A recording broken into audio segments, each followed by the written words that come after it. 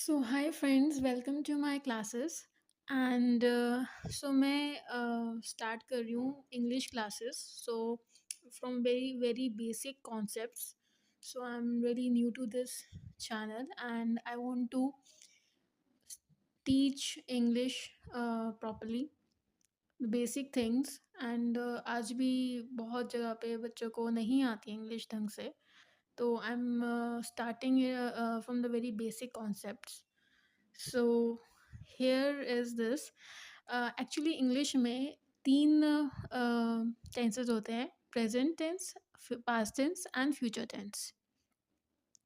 सो present tense जो होता है वो वर्तमान काल का होता है, यानी कि जो अभी हो रहा है। और पास्ट टेंस जो होता है वो भूतकाल होता है, जो कि हो चुका होता है। और फ्यूचर टेंस जो होता है वो आने वाला समय, जिसे कहते हैं फ्यूचर टेंस। सो अभी हम प्रेजेंट टेंस पढ़ेंगे। तो प्रेजेंट टेंस के अंदर हम यहाँ पे पढ़ेंगे कि सब्जेक्ट क्या होता है। सब्जेक्ट जो होता है वो कि जो करता होता है, यानी कि जो जैसे he, she, it, I, we, they, you.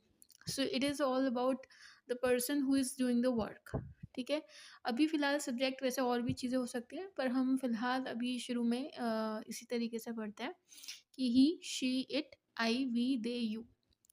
अब ही, शी, इट जो है उसके साथ हम ई एस और एस लगता है।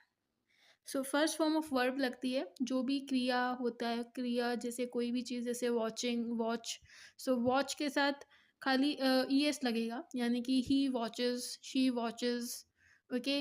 या और like if playing is also a verb, so like he plays, she plays.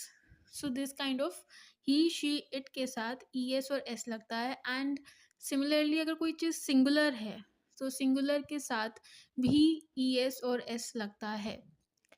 ठीक है। तो फॉर एग्जांपल अगर हम बॉयज़ के बारे में बात कर रहे हैं, तो या हम गर्ल्स के बारे में बात कर रहे हैं, तो हम ई एस एस नहीं लगाएंगे।